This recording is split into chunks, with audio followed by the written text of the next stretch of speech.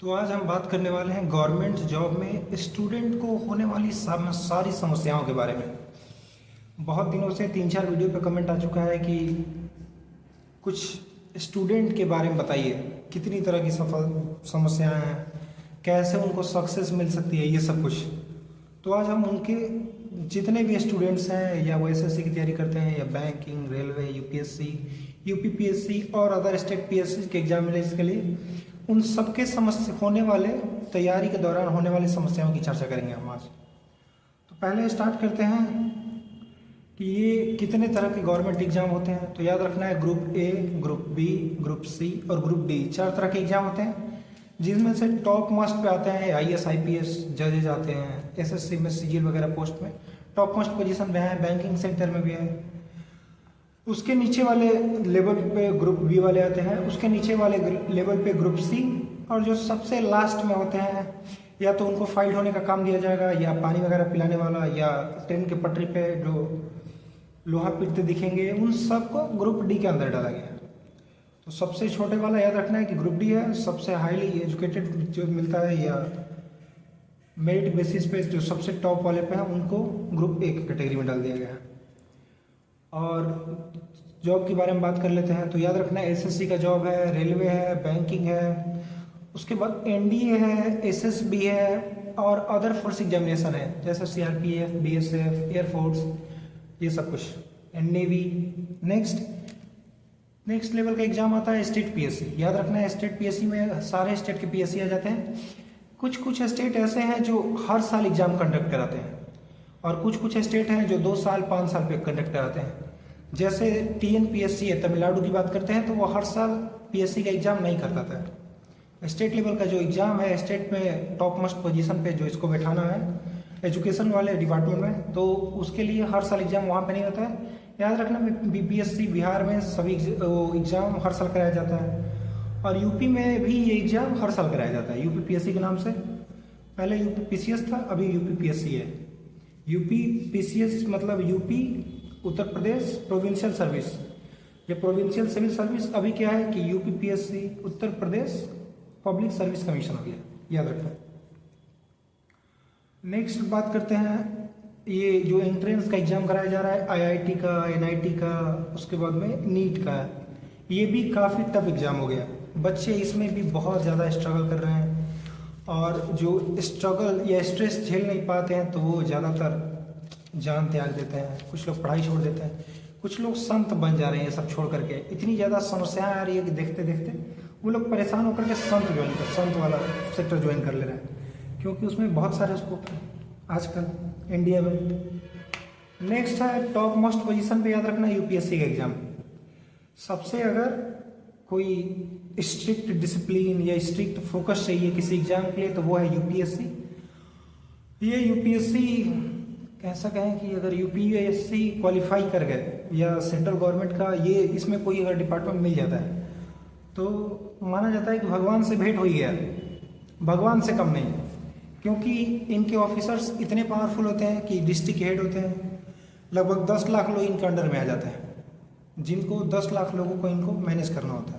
ये सब कुछ इनके लिए। उसके बाद इनके लिए बहुत सारे ग्रुप्स होते हैं जो इनका हेल्प करते हैं अलग अलग सेक्टर के लिए। जैसे अगर ट्रांसपोर्ट सेक्टर में बात करें तो एमबीआई, उसके बाद आरटीओ, ये सब इनका अंडर में होते हैं, तो ये उसका इन्फॉर्मेशन देते हैं। उसके बाद स्पोर्ट्स सेक्टर से अगर बात करें तो डीएसओ होते हैं, ये सब कुछ उनका हेल्प करते हैं। नेक्स्ट अब बात कर लेते हैं समस्याओं के बारे में कि किस किस तरह का समस्या उत्पन्न होता है उनको तैयारी के दौरान और क्या कारण है कि वो लोग जल्दी ही गिव अप कर देते हैं। बहुत सारे कारण हो सकते हैं, उसमें से कुछ मेन है जिनकी चर्चा करते हैं। तो याद रखना है कि पहला समस्या है सिलेक्शन रेट। किसी भी गवर्नमेंट एग्जाम में सिलेक्शन रेट 0.1% से भी कम है। किसी भी गवर्नमेंट एग्जाम में, वो एसएससी हो, रेलवे हो, बैंकिंग हो, ग्रुप डी हो, बैंकिंग में कम थोड़ा भीड़ है, लेकिन याद रखना है सिलेक्शन का जो परसेंटेज है वो सिलेक्शन का जो रेट है 0.1% है। मतलब कि अगर 10 लाख लोग फॉर्म अप्लाई करते हैं तो उसमें से याद रखना है कि 1000 का ही जॉब होने वाला है, या 1000 से भी कम, 300-400 का हो रहा है आजकल। इतना ज़्यादा फॉर्म फिलअप किया जा रहा है, लेकिन एग्जाम देने बहुत सारे बच्चे एग्ज़ाम दे ही नहीं पाते हैं, सेंटर इतना दूर जाता है, उसके बाद इकोनॉमिकल कंडीशन ख़राब होने के कारण, ये बहुत सारे कारण हैं। तो याद रखना है कि सिलेक्शन रेट बहुत कम है गवर्नमेंट जॉब के लिए। जिस एग्ज़ाम की तैयारी कर रहे हैं उसमें सिलेक्शन रेट बहुत कम है, ये याद रखना है पहला। तो सिलेक्शन रेट को देख करके ध्यान में बच्चों को चाहिए कि उस फील्ड में जाएं और उस लेवल का अगर नॉलेज है तभी जाए, नहीं तो जाना बेकार हो जाएगा। दूसरा है कि कभी कभी ऐसा देखने को मिलता है कि जो हाईली कैपेबल स्टूडेंट है, जिनके पास बहुत अधिक नॉलेज है, जो बहुत अच्छे से इजीली क्वालिफाई कर सकते हैं, वो भी कभी कभी एग्ज़ाम में रह जाते हैं। उसका कारण बताया जाएगा, लेकिन ये याद रखना है कि कभी कभी वैसे स्टूडेंट भी छट जाते हैं एग्ज़ाम में, उनका सिलेक्शन नहीं हो पाता। तो याद रखना है इनमें उनका दोष नहीं है, सिलेक्शन रेट का भी है और भी बहुत सारे फैक्टर्स होते हैं। ये याद रखना है कि एक ये भी रीज़न है, कभी कभी हाईली कैपेबल स्टूडेंट का भी नहीं होता है, तो उनको गिव अप नहीं करना चाहिए। उनको चाहिए कि नेक्स्ट टाइम ट्राई करें या नेक्स्ट अटेम्प्ट दें। फिर भी अगर नहीं हो रहा है तो उनको चाहिए कि उस जो जिस फील्ड में एक्सपर्ट है उस फील्ड में जा करके मेहनत करें और उस फील्ड से वो जुड़ जाए। थर्ड है सिलेबस। तो याद रखना है सिलेबस क्या है कि अगर हम बात करते हैं मैथ का, तो मैथ में मैथ, इंग्लिश, जीएस और रीजनिंग। तो याद रखना है रीजनिंग का लेवल टफ किया जा रहा है, क्योंकि जो फॉर्म फिलअप किया जा रहा है ये बहुत ज़्यादा है। जो कंपटीशन में पार्टिसिपेट करने वाले बच्चे हैं वो बहुत ज़्यादा हो गए हैं, इसीलिए क्या किया जाता है कि एग्जाम के लेवल को टफ बनाया जा रहा है। और मैथ की बात करें तो मैथ उतना टफ नहीं होता है, मैथ सबसे आसान सब्जेक्ट है सारे एग्जाम्स के लिए। रीजनिंग जो है वो भी इजी है। इंग्लिश जो है इवॉल्विंग नहीं है, वो नॉर्मली है, वो इमर्ज नहीं कर रहा है, वो ग्रो नहीं कर रहा है, तो याद रखना है वो भी नॉर्मल है। लेकिन जब ही जैसे ही हम बात करते हैं जीके का, जैसे ही जीके का बात करेंगे या जीएस का बात करेंगे, तो याद रखना है ये एवर चेंजिंग है, ये पर मिनट, पर सेकंड, पर आवर चेंज हो रहा है, पर डे चेंज हो रहा है, पर मंथ चेंज हो जा रहा है। आज कुछ याद करो, जैसे सीएम बने, बिहार के सीएम है अभी सम्राट चौधरी, उसके पहले 1 महीना पहले थे नीतीश कुमार। 1 महीने पहले चर्चा चल रही थी कि हटेंगे। उसके बाद में हर स्टेट में 28 स्टेट है, तो 28 स्टेट में 12 महीना है। अगर पर महीने भी सीएम चेंज हो रहे हैं तो याद रखना है जीके का सिलेबस चेंज होते रहे, वो हर डे चेंज हो रहा है, तो ये जीके का याद रखना है। उसके बाद हमारे प्रधानमंत्री कहाँ कहाँ विजिट किए, वहाँ पे गए तो कौन कौन से पॉइंट को मेंशन किए, किस चीज़ पे डील किए, किस चीज़ के लिए स्ट्रेटेजिक पार्टनरशिप अलग अदर कंट्री के साथ बना रहे हैं। तो इन सब चीज़ों को ध्यान में रखते हुए ये याद रखना है कि जो सिलेबस है वो एवर इवॉल्विंग है, एवर चेंजिंग है, और वो per day per hour change हो रहा है, ये चीज़ याद रखना है। तो सिलेबस को ध्यान में रख के जाना है, याद रखना है। उसके बाद कुछ कुछ एग्जाम है जिनका सिलेबस है ही नहीं, उसमें से एक एग्जाम आता है एसएससी के जीके का सिलेबस पता ही नहीं है। उसके बाद आता है यूपीएससी का सिलेबस लिखा है कि वर्ल्ड जियोग्राफी तैयार करना है। वर्ल्ड जियोग्राफी में सारा पूरा दुनिया आ जाता है, और तैयारी करते करते पता चलता है कि बच्चे का स्थिति खराब हो गया और वो बीच में तैयारी छोड़ के चले जाते हैं, सारे चीज़ जितना मेहनत किए हैं सब कुछ बेकार करके चले जाते हैं। तो इस तरह से नहीं करना है। पहले क्या करना है कि पहले अच्छे से उसको एनालाइज करना है, उसके बाद ही पार्टिसिपेट करना है। नेक्स्ट है, याद रखना है कि चौथे नंबर पर हम बात करते हैं कि हर सब्जेक्ट में कुछ ना कुछ नॉलेज चाहिए, मतलब मल्टीपल सब्जेक्ट एक्सपर्ट बनना पड़ेगा। मल्टीपल सब्जेक्ट की स्ट्रेटेजी, तैयारी करने की स्ट्रेटेजी एक साथ बनानी पड़ती है। ये एक बहुत ही मेहनत का काम है, ये सबके बस की बात नहीं है कि हर बच्चा हर सब्जेक्ट में एक्सपर्ट हो जाए। बिहार में माना जाता है कि बच्चों का मैथमेटिक्स बहुत अच्छा है। उसके बाद जो दिल्ली या मेट्रोपॉलिटन सिटी है, दिल्ली, चेन्नई, बेंगलोर, कोलकाता नहीं कह सकते, कोलकाता में भी एजुकेशन बहुत लो है। दिल्ली, चेन्नई, मुंबई, बेंगलोर, ये सब याद रखना। तो वहाँ पे क्या है कि इंग्लिश बहुत अच्छा उन स्टूडेंट्स का, तो वो वहाँ पे ऐसा भी है कि वो लोग एसएससी की तैयारी नहीं करते हैं या यूपीएससी वगैरह में पार्टिसिपेट नहीं करते, वो जनरली पायलट बनना चाहते हैं, एमबीए करना चाहते हैं, एमसीए करना चाहते हैं, वो बिजनेस लाइन में ज़्यादा जाना चाहते हैं। तो याद रखना है कि जो पुअर स्टूडेंट है वो वहाँ पे मैथमेटिक्स अच्छा दिखेगा, इंग्लिश वीक दिखेगा, क्योंकि वो लोग लोकल लैंग्वेज या लोकल डायलेक्ट का यूज़ करते हैं 24/7। उसके बाद नेक्स्ट बात कर लेते हैं कि पैटर्न। कुछ कुछ एग्जाम्स में पैटर्न ही नहीं है। मतलब किसी साल क्वेश्चन पूछने का तरीका कुछ और है, अगले साल क्वेश्चन पूछने का तरीका अलग बदल जाता है। उसमें से एक यूपीएससी ही है। यूपीएससी है, हम दिए हैं तो हमको पता है। यूपीएससी का सिलेबस ऐसा है या पैटर्न ऐसा है कि हर साल चेंज हो जाता है। यूपीएससी वाले क्या कर रहे हैं उनको खुद ही नहीं पता। वो मतलब इस तरीके से एग्ज़ाम लेते हैं कि एग्ज़ाम ले रहे हैं कि बच्चा क्वेश्चन पढ़े और वही सुसाइड कर ले या वही टीचर का गला पकड़ के मरोड़ दे, उस तरह का एग्ज़ाम ले रहे वो। मतलब क्वेश्चन देख करके उसी समय बॉडी का टेम्परेचर 37 से 39 डिग्री सेल्सियस हो जाता है। हम लोग का पता है 98 डिग्री, 98 से 100 102 हो जाता है उसी समय। क्योंकि एग्ज़ाम होता है गर्मी के दिनों में, जो प्री एग्ज़ाम होता है उस समय बहुत ही अधिक गर्मी होती है, मई जून में। और उस समय ऐसा क्वेश्चन होता है कि क्वेश्चन देखने के बाद कितने बच्चे का तबीयत खराब हो जा रहा है। एग्ज़ाम से निकलते हैं वो दवा की दुकान पर जाते हैं पहले, उसके बाद बार बार कोल्ड ड्रिंक का सेवन करते हैं कि दिमाग ठंडा रहे। कंट्रोल कंट्रोल कंट्रोल मजनू वाला सिस्टम है कि कंट्रोल करके रखते हैं, नहीं तो अनहोनी हो जाएगा। क्वेश्चन ही ऐसा पूछते हैं। एक साल का क्वेश्चन है फेमस कि scientist have recently discovered a banana tree which is 11 meter tall, where is the place. Generally पूछ रहे हैं कि एक आस पास में वैज्ञानिकों ने एक केले का पेड़ ढूंढा है जो कि 11 मीटर लंबा है, वो पेड़ कहाँ है। अब बच्चा कहाँ बताएगा। हर डे रिसर्च कर रहे हैं, साइंटिस्ट कुछ ना कुछ दे रहे हैं, इंडिया के इसरो वाले कुछ और दे रहे हैं, नासा वाले कुछ और दे रहे हैं, अदर कंट्री के रिसर्च स्टेशन जो है वहाँ से अलग अलग इन्फॉर्मेशन आ रहा है। कितना ज़्यादा इकट्ठा करे बच्चा।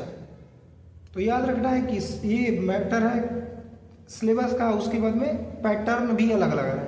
किसी साल क्वेश्चन पूछते हैं कि 4 ऑप्शन है, चारों में से एक टिक करना है। अगले साल क्वेश्चन पूछते हैं कि 4 ऑप्शन है, चारों में से कोई 2 हो सकता है, कोई 3 हो सकता है। तो इस तरीके से पैटर्न चेंज होते रह रहा है। किसी साल पॉलिटी से क्वेश्चन ज़्यादा पूछ देते हैं, किसी साल हिस्ट्री से ज़्यादा क्वेश्चन पूछ रहे हैं। तो बच्चा किस सब्जेक्ट पे ज़्यादा फोकस करे, ये वो मतलब उनके बस की बात नहीं है। तो वो बस मेहनत करते हैं, वैसी में किसी का हो गया तो अच्छी बात है, नहीं तो जो परसेंटेज की रेट है याद रखना है कि बहुत कम है। उसके बाद नेक्स्ट बात कर लेते हैं कोचिंग फ़ी के बारे में। नेक्स्ट समस्या हमारा है कोचिंग फ़ी। तो याद रखना है कि जितने भी इंस्टीट्यूट हैं उसका कोचिंग फ़ी बहुत ज़्यादा बढ़ गया है। कुछ लोग बोलेंगे कि कोचिंग फ़ी बहुत सस्ता हो गया है क्योंकि ऑनलाइन एजुकेशन को प्रमोट किया जा रहा है। तो याद रखना है ऑनलाइन में जो नाच गा के पढ़ा रहे हैं उसका सिलेक्शन रेट बहुत कम है। इस बार की बता दे रहे हैं कि जाके पता कर लेना है आईआईटी के लिए। एलएन से फर्स्ट सेकंड थर्ड फोर्थ सबका सिलेक्शन हो रहा है। वहीं पे पीडब्ल्यू है, पीडब्ल्यू में एक भी सिलेक्शन नहीं हुआ इस बार। तो इस तरीके से याद रखना है कि आसान नहीं है ऑनलाइन पढ़ करके सिलेक्शन करवाना अपना या सिलेक्शन ले लेना है। तो कोशिश करना है कि बैलेंस बना कर रखना है ऑनलाइन ऑफलाइन। ऑफलाइन करते हुए ऑनलाइन से सहारा लेते रहना है, सपोर्ट लेते रहना है, ताकि हमारा जो वीक पॉइंट है वो भी स्ट्रांग होता रहे। हम सपोर्ट ले सकते हैं लेकिन कम्प्लीटली ऑनलाइन पर डिपेंड नहीं हो सकते।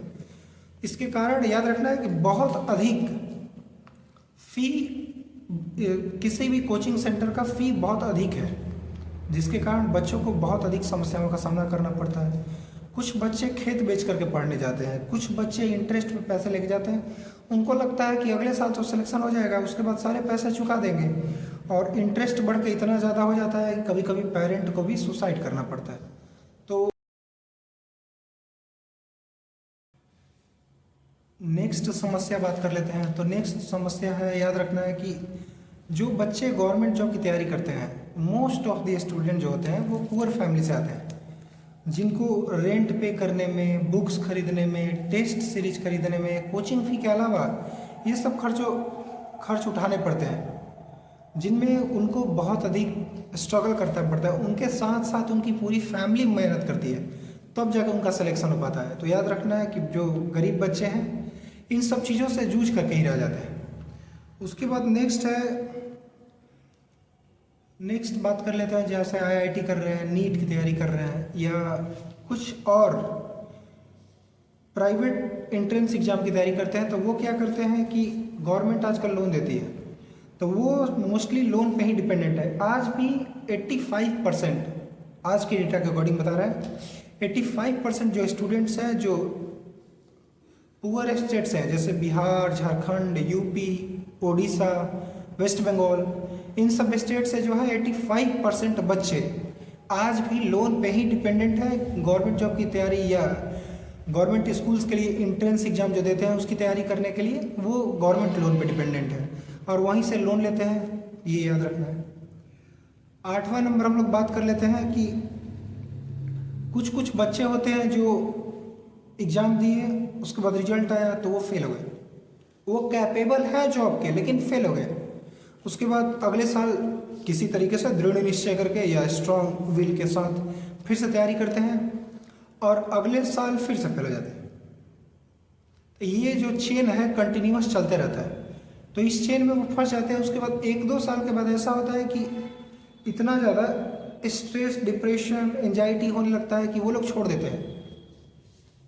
वो लोग मेहनत मतलब अपना 100% दिए लेकिन फिर भी उनका सिलेक्शन नहीं हो पाता है, जिसके कारण उनका स्ट्रेस, एंजाइटी डिसऑर्डर ये सब कुछ याद रखना है कि बहुत ज़्यादा बढ़ जाता है।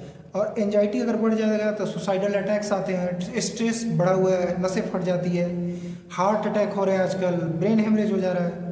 इन सब चीज़ों का सामना करना पड़ता है पुअर स्टूडेंट्स को मोस्टली, जिनका बैकअप नहीं है। बैकअप है तो ठीक है, हम नहीं करेंगे, कुछ और कर लेंगे, लेकिन जिनका बैकअप नहीं है वो कोलैप्स कर जाते हैं और वो क्रोनिक डिजीज की तरह माइग्रेन, उसके बाद स्ट्रेस, एंजाइटी, डिप्रेशन, इन सब चीज़ों का शिकार हो जाते हैं। नेक्स्ट हम बात कर लेते हैं सोशल कैंपेनर मतलब प्रेशर। एक और चीज़ है याद रखना है कि ये जो नेक्स्ट समस्या है वो क्या है कि दिन प्रतिदिन देखते हैं कि आसपास के बच्चों का सिलेक्शन हो रहा है। बच्चे कुछ वीक हैं उनका भी सिलेक्शन हो जा रहा है। ये कुछ बहुत तरह का कारण हो सकता है।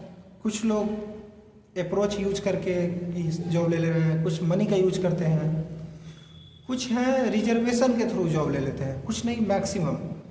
लेकिन जो बच्चे हैं जिनका नहीं हो पाता वो खास करके इन सब चीज़ों का शिकार हो जाते हैं, स्ट्रेस, डिप्रेशन, क्योंकि आसपास पड़ोस में इस तरह की चर्चा चलती है कि ये पता नहीं क्या पढ़ रहा है कि तमाशा कर रहा है, वहाँ पे मस्ती कर रहा होगा, जहाँ जॉब की तैयारी कर रहा होगा वहाँ अच्छे से नहीं कर रहा होगा।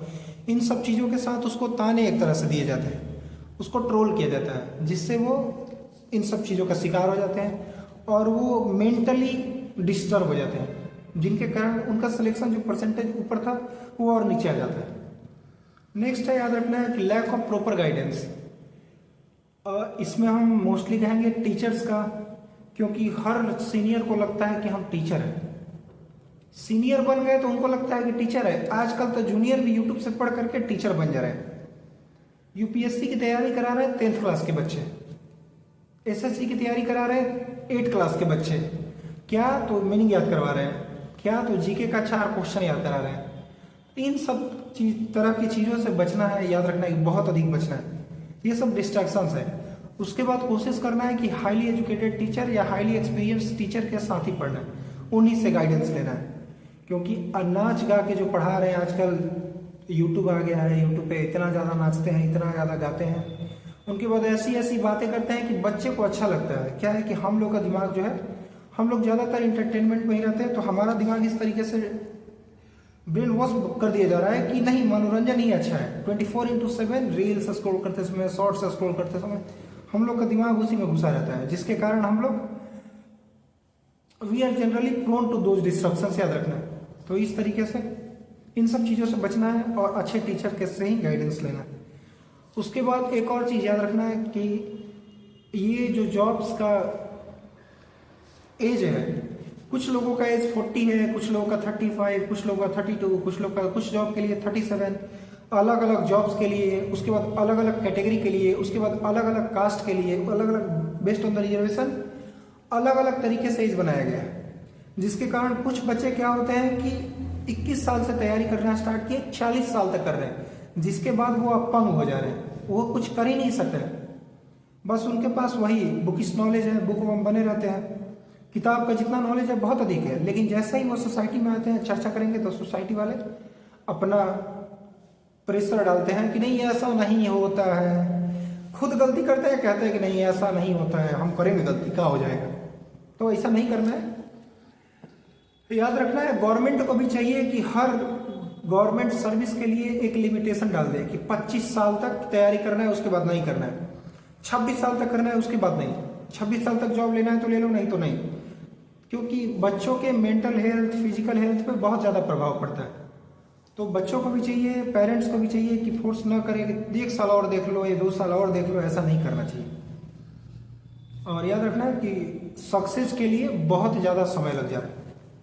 नेक्स्ट बात करते हैं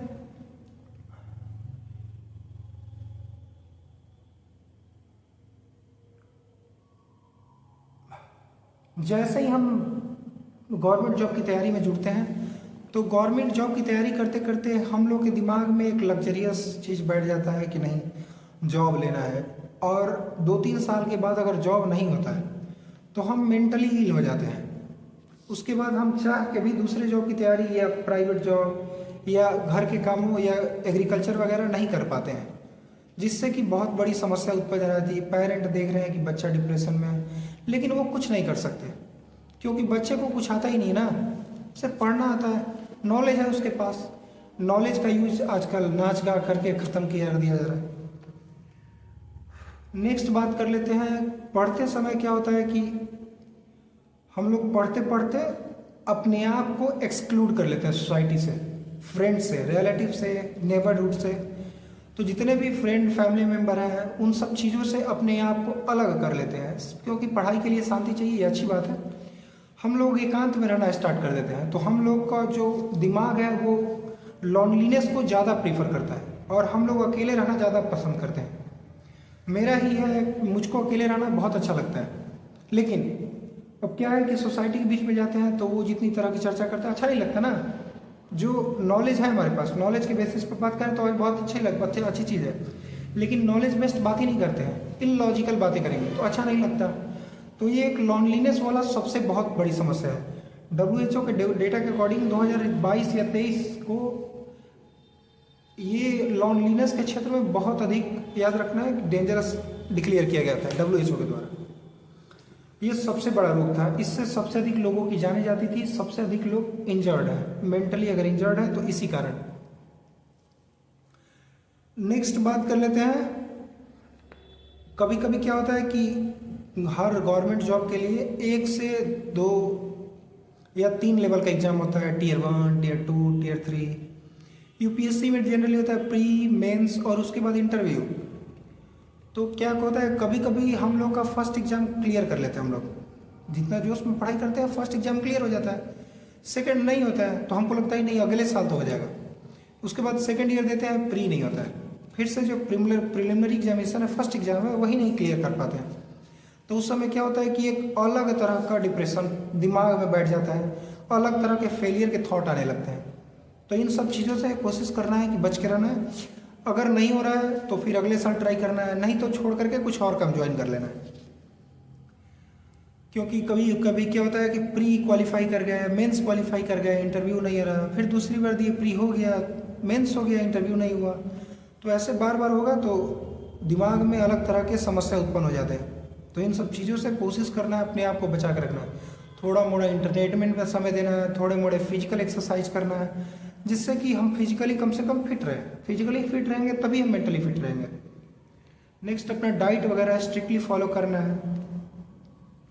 नेक्स्ट बात कर लेते हैं कि ये जो हम कभी कभी एग्ज़ाम देते हैं, उसके बाद फर्स्ट एग्जाम प्री एग्जाम हो गया, मेंस हो गया, इंटरव्यू नहीं हुआ, तो उसके बाद क्या होता है कि फिर से अगले साल फॉर्म आ जाता है। लेकिन हम लोग के अंदर जब फाइनल एग्जाम में हमारा सिलेक्शन नहीं होता है तो हम लोग बहुत अधिक दुखी हो जाते हैं, इतने ज़्यादा दुखी हो जाते हैं कि ना हम किसी को बता पाते हैं, ना हम खुद उतना सह पाते हैं, तो अलग अलग तरह के थॉट्स आते हैं।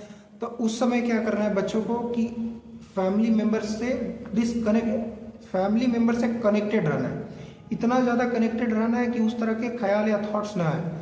उसके बाद उस तरह के लोगों के बीच में रहना है कि जो आपको प्रमोट करे, जो आपको प्रोत्साहित करें, आगे की ओर बढ़ने के लिए बोले। ये नहीं कि नहीं अब छोड़ दो, ख़त्म करो, ऐसा वैसा नहीं। ये सब उन सब चीज़ों से दूर रहना है, उन सब लोगों से भी दूर रहना है जो नेगेटिव चीज़ों को पालन करते हैं, नेगेटिव चीज़ें सजेस्ट करते हैं, बोलेंगे कि अरे नहीं हो रहा है छोड़ दो, तो इन सब चीज़ों से उनसे ही दूर रहना है कि भाई उसी को छोड़ देना है, तुरंत छोड़ देना है।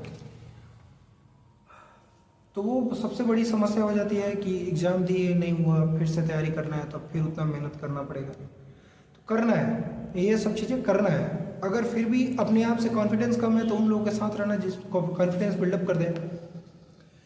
नेक्स्ट बात कर लेते हैं डिस्ट्रैक्शन। स्टूडेंट्स को आजकल सबसे अधिक समस्या झेलना पड़ रहा है डिस्ट्रैक्शन का। Because of social media they are completely distracted, क्योंकि जो सोशल मीडिया के नोटिफिकेशंस होते हैं, फेसबुक पे कोई अगर लाइक कर रहा है तो नोटिफिकेशंस आ गए, व्हाट्सएप पे कोई स्टेटस लाइक कर दिया, स्टेटस हम पुट किए हैं, उसके बाद कोई लाइक कर दिया तो वहाँ से मैसेज आ रहा है। और 24/7 जो सिम कंपनी है वो मैसेज करते रहती है कि रिचार्ज कीजिए, ये कीजिए, वो कीजिए, ऐसे कीजिए, वैसे कीजिए, तो उन सब चीज़ों से बचना है। उसके बाद सोशल मीडिया पे हम जैसे ही जाते हैं तो हम जाते हैं कि 5 मिनट यूज करके छोड़ देंगे, लेकिन कभी कभी क्या होता है कि हम 20-20 मिनट उसी में लगे रहते हैं, कभी कभी तो 2 घंटे पार हो जाते हैं, पता ही नहीं चलता है। तो उन सब चीज़ों के लिए हमारे पास याद रखना है कि लिमिटेशंस लगाने के लिए है। वॉच टाइम को हम लॉक कर सकते हैं हर सोशल मीडिया एप्लीकेशन पे, तो उन सब चीज़ों को लॉक करके रखना है। उसके बाद जो मोबाइल का ये कलरफुल बैकग्राउंड है, कलरफुल जितना यूज कर रहे हैं, उसको क्या करना है कि 24 घंटे में कम से कम 12 घंटे ग्रे स्केल मोड ऑन रखना है, जिससे कि ब्लैक एंड वाइट होगा। हमारा अट्रैक्शन सोशल मीडिया की तरफ या अलग अलग चीज़ों की तरफ मोबाइल में जितने हैं या कंप्यूटर्स में हैं, उनको ग्रे स्केल मोड में जैसे ही डालेंगे तो इन सब चीज़ों से हम लोग का डिस्ट्रैक्शन जो है वो कम होगा, हम कहीं और फोकस करेंगे इन सब चीज़ों से हटके। ये भी ध्यान रखना है। टाइम वेस्ट मैनेजमेंट इसको करना पड़ेगा। समय बहुत ज़्यादा वेस्ट होता है। क्या होता है कि हम पढ़ने बैठे हैं और कभी कभी दोस्त आ गए कि चलते हैं पार्टी करने, तो पार्टी करने जाते हैं तो 3-4 घंटे के लिए पार्टी करते हैं, उसके बाद हम लोग थक जाते हैं, तो हम लोग का पढ़ाई का टाइम होता है लेकिन पढ़ नहीं पाते हैं, हम लोग जा करके कहीं और समय बिताते हैं, इसके बाद सो जाते हैं। थक गए तो जनरली सो जाएंगे। तो ये सबसे बड़ी समस्या है। मतलब सबसे अधिक अगर समय वेस्ट हो रहा है तो दोस्तों के साथ तो इसी में होता है, तो उन सब चीज़ों से भी बच के रहना है। उसके बाद एक चीज़ और होता है, वो लास्ट बता रहे हैं, याद रखना है कि हम जैसे सोशल मीडिया पे जाते हैं तो हम लोग यूट्यूब पे गए, उसके बाद टॉपर्स की स्ट्रेटेजी देखते हैं कि टॉपर्स ने ये सजेस्ट किया है, उस तरीके से तैयारी करेंगे। टॉपर्स बुक सजेस्ट करते हैं, हम वही बुक तुरंत मंगा लेते हैं। गरीब हैं लेकिन कर्ज लेकर के बुक मंगा लेते हैं, फिर जब पढ़ना होता है तो पता चलता है कि ये मैथमेटिक्स का बुक 3 ठो है हमारे पास, एक भी क्लियर नहीं कर पाए, कहाँ से स्टार्ट करें, वो कन्फ्यूजन में समय व्यतीत होता है। उसके बाद एक चैप्टर खत्म करते करते फिर दूसरा बुक ओपन कर देते हैं, पहले बुक का चैप्टर खत्म नहीं हुआ तब तक दूसरा ओपन कर देते हैं, तो इन सब में समय बर्बाद होता है। तो इन सब चीज़ों से बच के रहना है और कोशिश करना है कि सोशल मीडिया से जितना ज़्यादा बच के रहें, क्योंकि उसमें हम लोग को बहुत चीज़ जानने के लिए जानकारी मिलती है। बहुत सारे सक्सेसफुल स्टोरी है उसके सोशल मीडिया के कि हम सोशल मीडिया से सफलता हासिल किए, इतना ज़्यादा अर्न कर रहे हैं, ये कर रहे हैं, वो कर रहे हैं। लेकिन कहते हैं कि all the glittering garments are not gold. तो याद रखना है कि सिंपल सा ऐसा कहा जाए कि अगर हर समय एक चीज़ से चिपके रहेंगे तो हम लोग को सफलता नहीं मिलेगी। या सोशल मीडिया पे जितना चमकता चीज़ दिख रहा है, जितना चमकता दुनिया दिख रहा है, उतना है नहीं, क्योंकि हम सोशल मीडिया पे वही पोस्ट करते हैं जो हमें बहुत अच्छा लगता है। हमारे पास 100 अगर पिक्चर्स हैं तो 100 पिक्चर्स में से एक पिक्चर को सिर्फ पोस्ट करते हैं, उसको भी अच्छे से अरेंजमेंट करके, अच्छे से उसका बैकग्राउंड लगा के, उसके बाद अच्छे गाने लगाते हैं, उसमें भी समय व्यतीत करते हैं, उसके बाद एक पोस्ट करते हैं, जिनको देख करके लाखों लोग मोटिवेट हो जाते हैं, अरे नहीं इस पर हम बहुत कुछ कर सकते हैं। तो ऐसा नहीं है, उन सब चीज़ों से बच के रहना है। तो इन सब चीज़ों के साथ ये सारी समस्याएं हैं, इन सब चीज़ों से बच के रहना है। याद रखना है एक गवर्नमेंट जॉब की प्रिपरेशन में जो भी स्टूडेंट्स हैं, उन सब चीज़ों को, इन सब चीज़ों से बच के रहना है और कोशिश करना है कि वो अपने जो रूटीन बनाया है उस पर फोकस करना है। और सोशल मीडिया का यूज़ कम से कम करें, मित्र का यूज करें, फ्रेंड्स सर्कल में जाएं, आधे घंटे 1 घंटे टाइम को लिमिट करके अपनी फैमिली मेम्बर के साथ बात करें। उसके बाद में रिलेटिव से भी कभी कभी हो सके तो बातें कर लें, क्योंकि कभी कभी मोटिवेशन उनके टॉटरिंग से मिलता है। वो जो ताने देते हैं ना, जो टॉन्ट करते हैं, उनसे भी मोटिवेट करते हैं हम लोग। तो इन सब चीज़ों के साथ आज के लिए धन्यवाद।